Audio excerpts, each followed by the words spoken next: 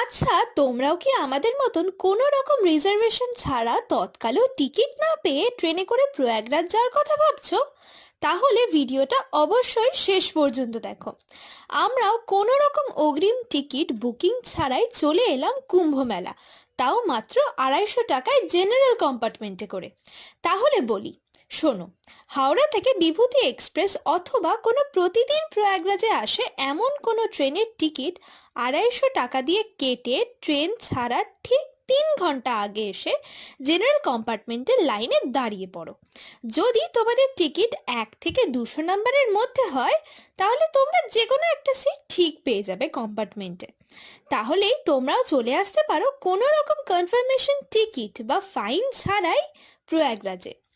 আর আসার পর কোথায় কোথায় ঘুরতে যাবে সেটা জানতে হলে আমাদের সাথে থেকো, আর চ্যানেলটাকে অবশ্যই সাবস্ক্রাইব করে দিও।